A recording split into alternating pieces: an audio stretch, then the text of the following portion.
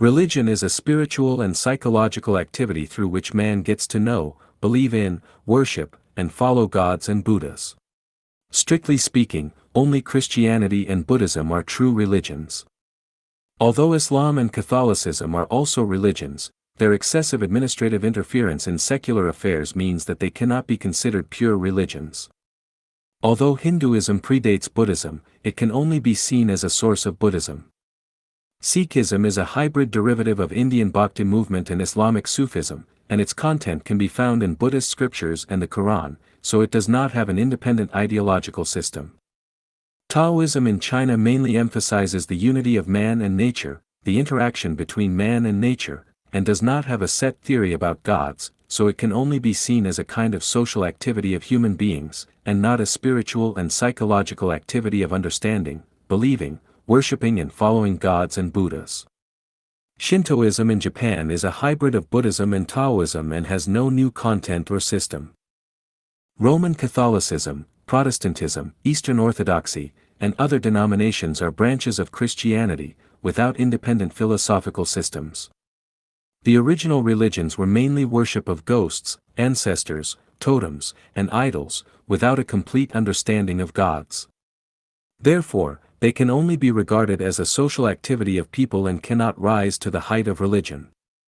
Ancient Egyptian religion, ancient Babylonian religion, worship of the Emperor of Heaven during the Yin and Zhou dynasties in China, Phoenician religion, Hittite religion, Vedic religion, ancient Iranian religion, and so on, were basically the evolution of primitive religions, mainly worshipping nature or natural forces, without a perfect understanding of God.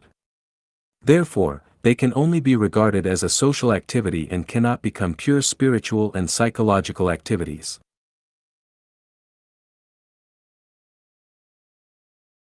Zoroastrianism, called the worship of fire in Chinese history, had its own independent understanding of God and was later absorbed by Christianity and Buddhism. Its essence can be found in the classics of Christianity and Buddhism. The essence of the two teachings, three levels, theory of Manichaeism, called Mingjiao in China, can also be found in the classics of Christianity and Buddhism, but it cannot be regarded as an independent and perfect system. Brahmanism is essentially Vedic religion, a religion in ancient India, whose gods were mainly personified natural phenomena. Its 3 paths and 4 lives theory was corrected and promoted by Shakyamuni. Hinduism has a long history and a vast content, but it lacks a clear idea and route, giving people a sense of confusion and being at a loss. Therefore, it cannot be called a religion. Jainism has a long history and an independent theoretical system. Its essence has been included in Buddhism, and its dross has been overturned by science. It cannot continue to survive as a religion. Strictly speaking, Judaism is not a religion of God, but a religion of the greatest Creator. Its scriptures mainly include the Old Testament part of the Christian Bible. However, as a religion of the greatest Creator, it is not perfect and cannot answer the minimum questions about the characteristics of the greatest Creator, making people unconvinced. Although the Kirtan and the Bhakti movement pursue spiritual perception and love for God, it confuses the greatest Creator and gods, and its leader does not recognize it as a religion, but as a scientific movement, which also confuses science and religion. Therefore, we can only regard it as a manifestation of ancient Indian philosophy in the current stage and cannot rise to the level of religion. Other small religious groups are blind spiritual and emotional pursuits of some people's emotional and spiritual emptiness, wanting to get rid of loneliness and seek group recognition or comfort, like a group of people gathering together to chat and relieve boredom, which cannot become a religion. In the future, only Christianity and Buddhism will remain as religions, and the rest will gradually decline with the development of science and human progress. Christianity and Buddhism are 2 relatively independent and relatively complete religions, but they are also 2 conflicting religions. However, as a social phenomenon, religion will inevitably disappear over time and all religions, beliefs, schools of thought will be unified into one uniform belief system. How can all religions be unified into one uniform belief system? Let's take a look at the religions that have appeared in history. At the beginning of each religion, All its followers were firmly convinced that their religion was the only true religion that would exist forever and that other religions were all evil cults and heresies. However, with the development of time, the progress of mankind, and especially the flourishing of science, those religions have all faded out from the stage of history. Then, can Christianity and Buddhism exist forever? We have to ask the greatest creator to answer this question.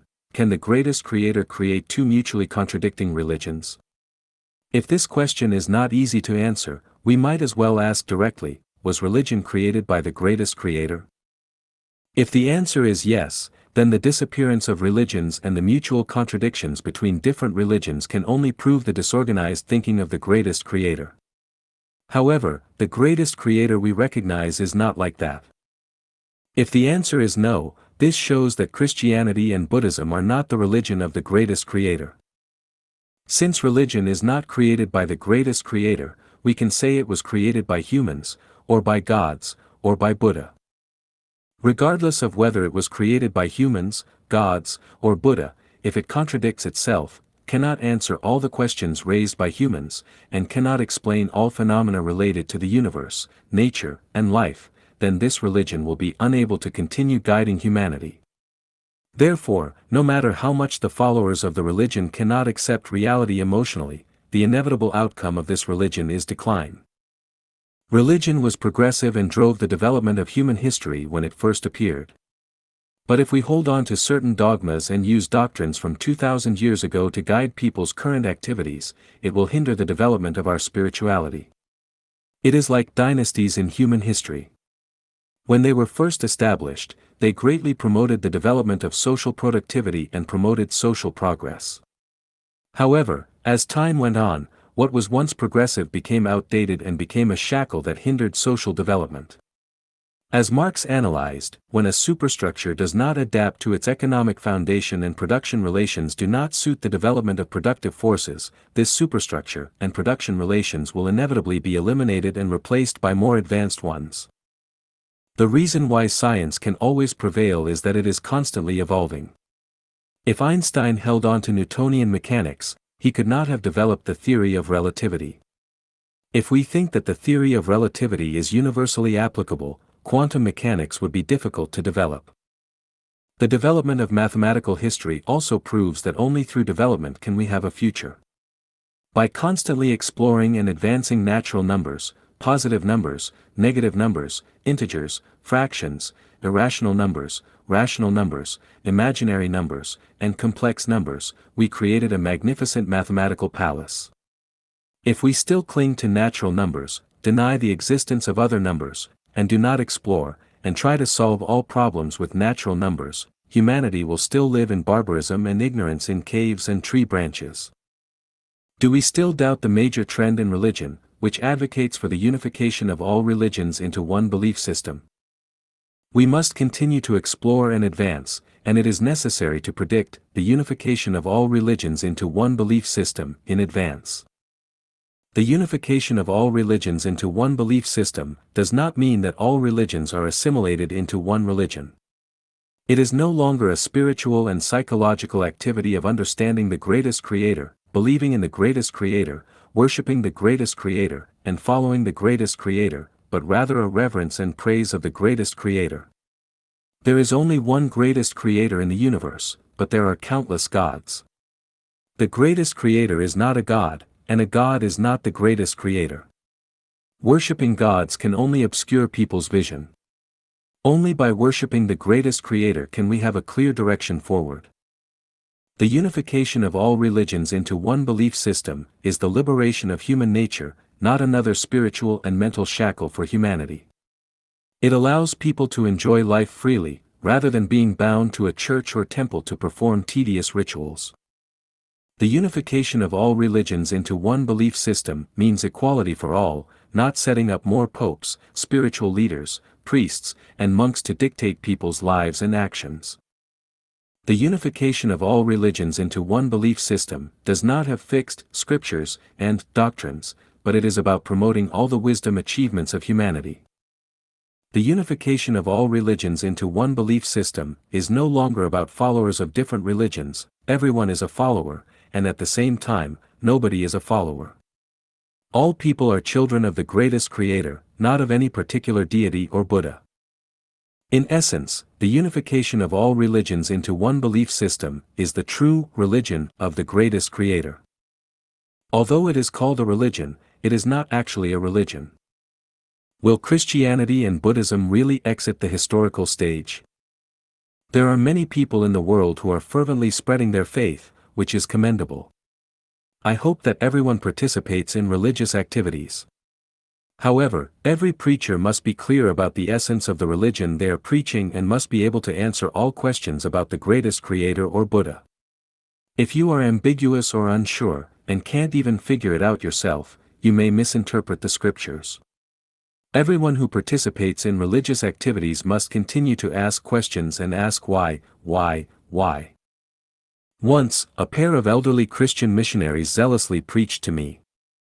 They had been preaching for 40 years and could almost recite the entire Bible. Unexpectedly, they encountered such a greenhorn like me and were bombarded with a series of questions, including who planted the tree of knowledge in the Garden of Eden and what its purpose was.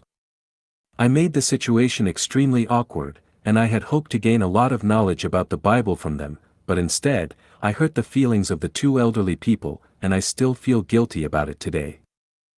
From my personal perspective, the most successful propagators of the Bible on earth today are the Jehovah's Witnesses. They are a group of wise, kind, and sincere people. If everyone in the world became a Jehovah's Witness, it would be the embryonic form of heaven on earth. Their publications, The Watchtower, and Awake, are collections of all-encompassing wisdom. But there are no perfect people, organizations, or religions in the world. I once asked my Jehovah's Witness Bible teacher, are Adam and Eve the common ancestors of mankind? The answer was yes. Then I asked, are they also the ancestors of African blacks? The teacher didn't know how to answer. Because if the answer is yes, it proves the correctness of Darwin's theory of evolution, that white people can become black, and black people can become white, which invisibly denies the theory of God creating humans.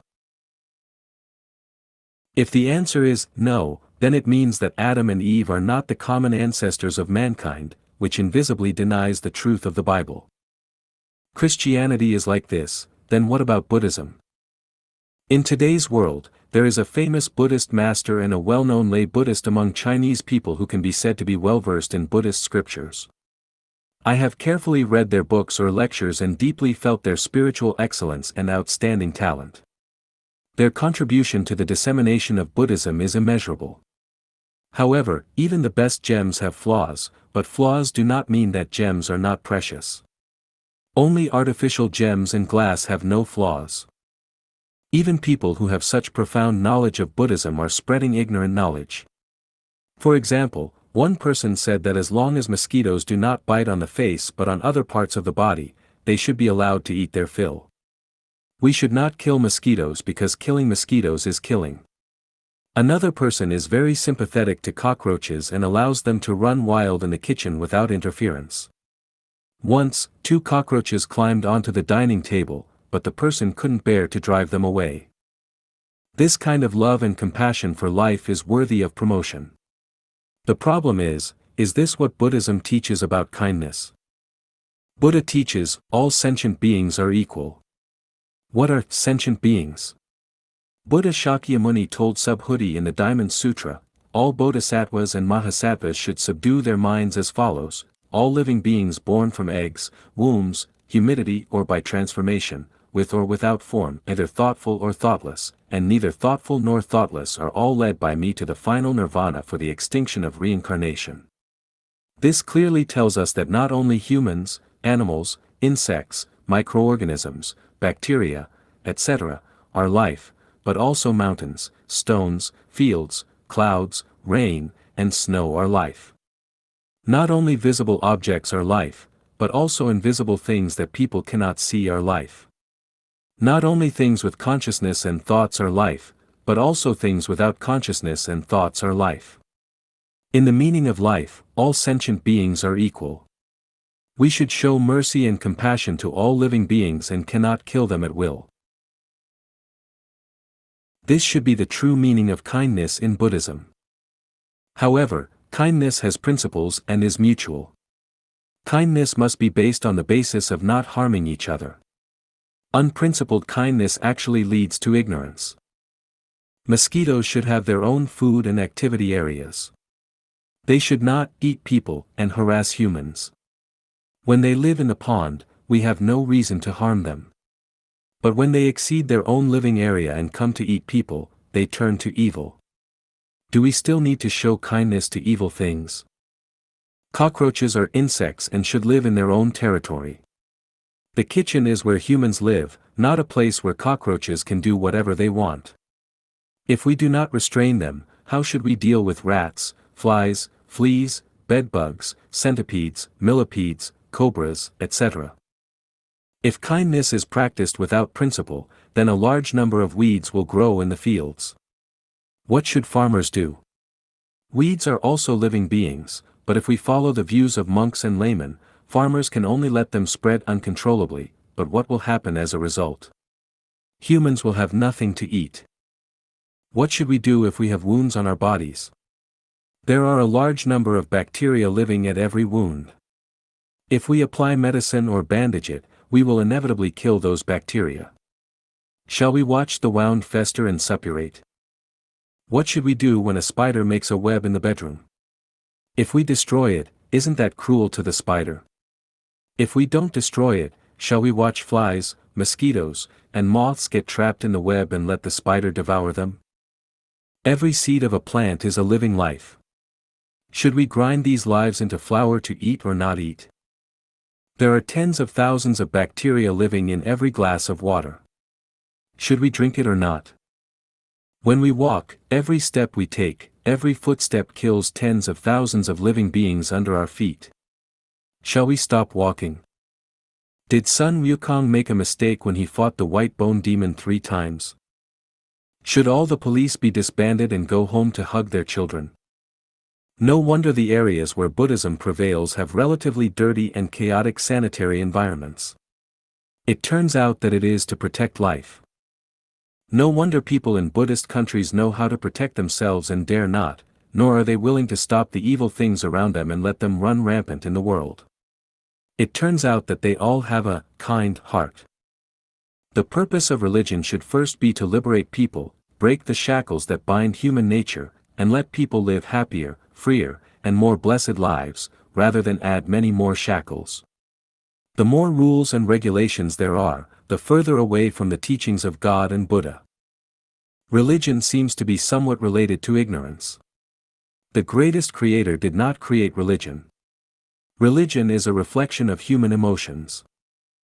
After the unification of all religions, beliefs, schools of thought into one belief system, the greatest creator will directly manage humanity, and the wisdom of Jesus, Sakyamuni, Muhammad, and Lao Tzu will not be forgotten but will be greatly developed.